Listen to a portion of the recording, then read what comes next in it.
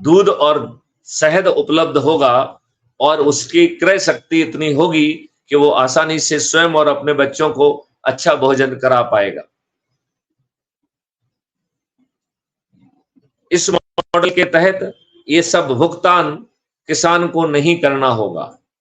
किसान को जो है कर्ज लेने की आवश्यकता नहीं होगी और जब उसे जरूरत होगी तो वो अपने ही डेबिट अकाउंट से कॉस्ट पैसा ले सकेगा। इस प्रकार जो है कर्ज विहीन व्यवस्था होगी।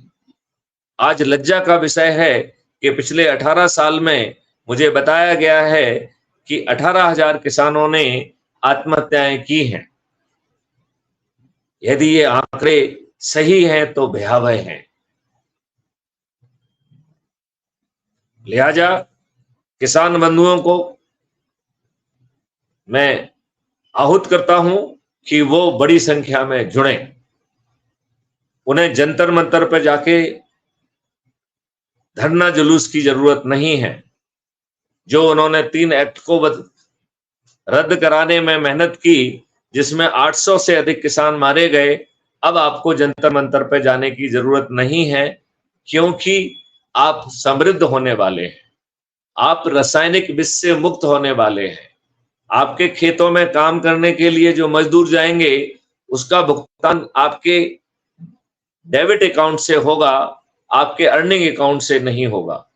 आपका बीज, पौधे, गाय, शहद आदि का जो प्रोडक्शन है उस पर जो खर्च होगा वो आपके जो है डेबिट अकाउंट से होगा, जिसकी भरपाई जो है जब कंज्यूमर एंड पर आपका माल 2, 3 या 4 एमएसपी में बिकेगा तो उससे जो डिफरेंशियल पैसा आएगा वो काफी ज्यादा होगा और आपको 1 एमएसपी शुरू में मिल जाएगी।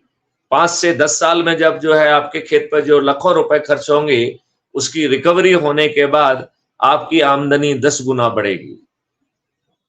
क्राइम फ्री भारत के आयुष मॉडल के तहत भारत का हर नागरिक दीर्घायु और निरोगी होगा। क्राइम फ्री भारत के रोजगार गारंटी मॉडल के तहत ऐसे परिवार जो आज 2 जून का खाना खाने के लिए उनके पास पैसा नहीं है, ऐसे किसानों को जिनके पास ना शिक्षा है ना हुनर है, आज वो झोगी झोपड़ी में रहने के लिए बेबस हैं और उन्हें ये पक्का नहीं मालूम है कि उन्हें जो है 2 जून का खाना मिलेगा कि नहीं मिलेगा। ऐसे लोगों को शिक्षा, प्रायोगिक शिक्षा भी दी जाएगी, प्रायोगिक हुनर भी दिया जाएगा, उन्हें काम करने के लिए टूल्स दिए जाएंगे, आवागमन का साधन दिया जाएगा, कपड़े दिए जाएंगे, उनके आचार विचार को सिखाया जाएगा। और इनमें से कोई भी चीज फ्री नहीं होगी, लेकिन वह बाद में रिकवरी होगी जब जो है ऐसे परिवारों की आमदनी 1 लाख रुपए प्रति माह प्रति परिवार हो जाएगी और उसे 50% की पात्रता होगी पूरे इकोसिस्टम में। लिहाजा उसकी क्रय शक्ति 2 लाख रुपए प्रति माह हो जाएगी। क्राइम फ्री भारत के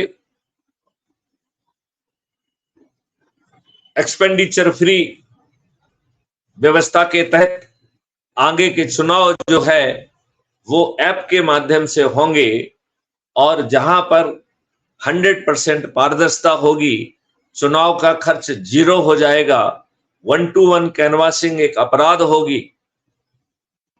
ऐसे सिस्टम में हमारा चुनाव पारदर्शी होगा और आज की जितनी भी गड़बड़ियां हैं वो सब दूर हो जाएंगे।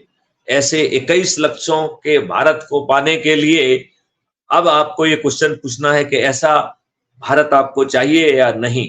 99% लोग ऐसा भारत चाहेंगे।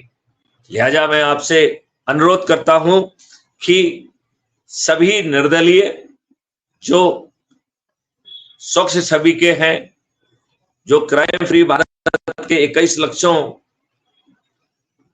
के प्रति समर्पित हैं, उनको क्राइम फ्री भारत मिशन अपना समर्थन देगा। उनके प्रचार की जो सामग्री है क्राइम फ्री भारत द्वारा मिशन समर्थित कैंडिडेट्स को पहुंचाई जाएगी।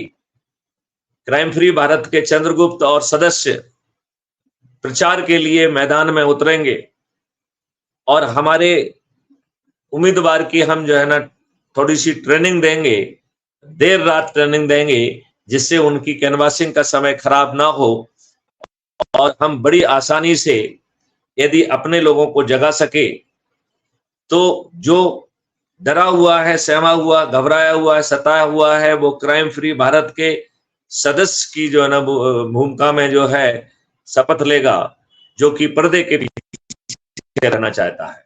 वह आसानी से उसे 90 लोगों को जोड़ना है। यदि वो खुद को जोड़ लेता है तो 90% काम हो जाता है। यदि वो 10 लोगों को जोड़ लेता है तो 99% काम हो जाता है। और यदि वो 80 लोगों को जोड़ता है तो 100% काम हो जाता है।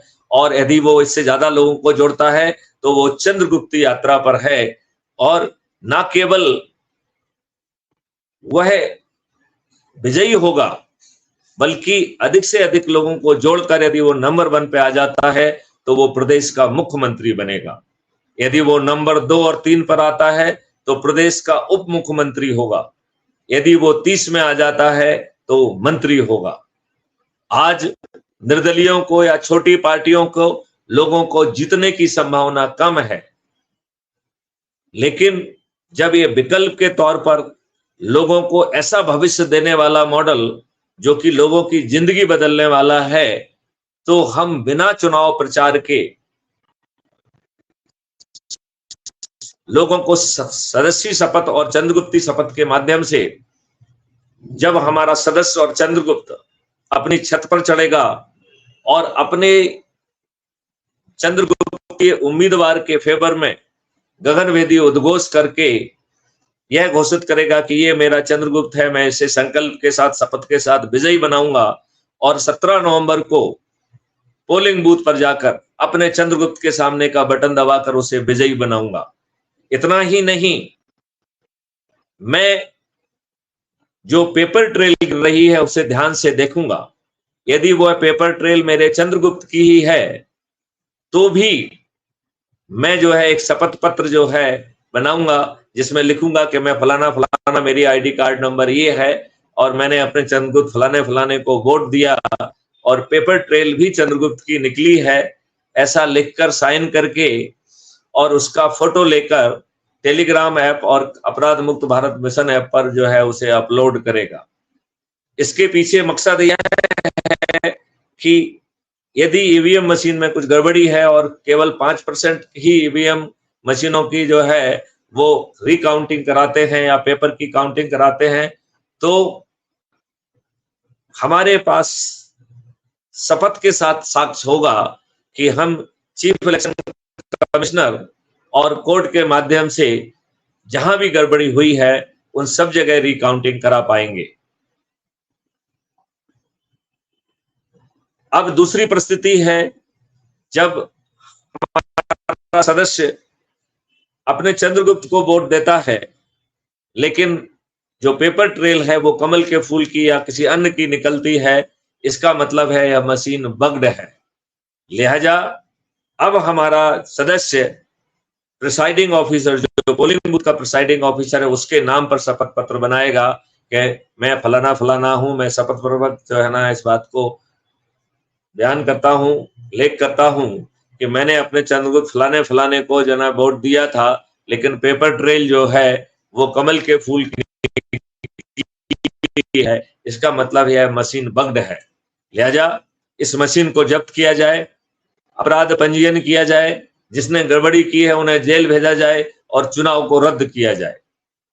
यदि पोलिंग अधिकारी कुछ नहीं करेगा, हमें जानकारी है, लेकिन चूंकि वो उसको ऐप के माध्यम से और टेलीग्राम के माध्यम से हमारे पास भेजेगा, तो हमारा वकील जो है कोर्ट से वह खड़ा होगा। कोर्ट यदि उसकी बात की सुनवाई नहीं कर रही होगी तो चूंकि मशीन बग्ड है, लिहाजा जितने भी लोग वोट डालने आएंगे जाएंगे उन सबका एक ही जैसा एक्सपीरियंस होगा। तो वो जब उनके इतने सारे शपथ पत्र आएंगे तो मुझे विश्वास है कि कोर्ट जो है ना उस पर जो है ना विचार करके सभी प्रकरणों में ऐसी मशीनें भी जब्त करेंगे और ऐसे ही जो है केस भी रजिस्टर होंगे और वहां के चुनाव रद्द होंगे और पुनः चुनाव होंगे। लिहाजा ईवीएम मशीन के माध्यम से कोई गड़बड़ी नहीं की जा सकेगी। चूंकि सभी सदस्यों के शपथ पत्र हमारे पास होंगे, लिहाजा हमें 18 तारीख को ही पूरी यह जानकारी हो जाएगी कि हमारे किस उम्मीदवार को कितने हमारे सदस्यों ने उनके वोट दिए हैं। लिहाजा हम 19 तारीख को अपने कैबिनेट को जो है घोषित कर पाएंगे, जबकि रिजल्ट 3 दिसंबर को निकलने वाला है।